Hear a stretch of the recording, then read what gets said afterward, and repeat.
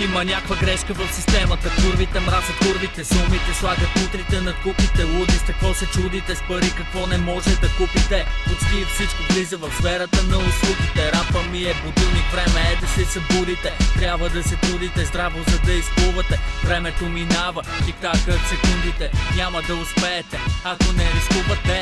От рана сутрин чак, докато се стъмни, хвърлям фънки рими като гръм и мълни.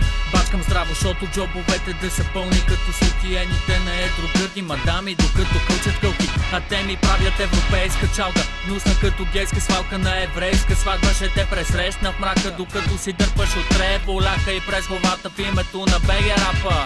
Живеем във време без казарма, в което Евгений Мичев почне да прави рап, ще е в чарта. Отново ще е старата песен, само че с днешна дата и днес страната кандидатстват много за зелена карта. На мен ми дае бира, кек, цигарка на пейка в парка. С някоя луда требоманка, далеч от шибаната полицейска хайка. И 24-ката в куплета ми я приеми като съдебна мярка.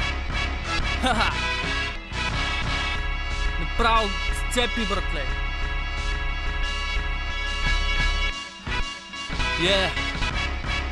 Като говорим за сцепеняци. Поздрави.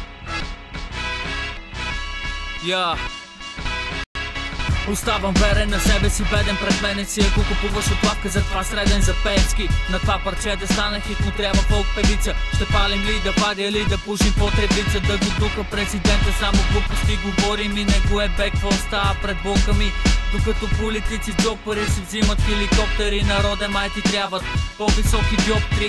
Някой лекета става ченгета, само защото познава човека, който познава човека. И след това идва нагло да ми прави проверка. Верно нагърняли сме се, ма не е ставала престрелка. Аз тук и там по строежи и шивашки фирми, в магазини и автомивки. И все за малко кинти схеми в тъмни улички. Криминални филми, сцени вдъхновили цели алгоритми от квартални рими. И как да бъдем оптимисти, като заплатите си толкова ниски, че не стигат да живеем спокойно всички. Половин България е икономисти, а в политиката само клоуни артисти. За болни и висшисти място няма, много ясно, мама. Който може да избяга, да бяга, това е ме на кратко плана. И в тая наркодрама не държавата си има мафия, мафията си има държава и много жалко стана.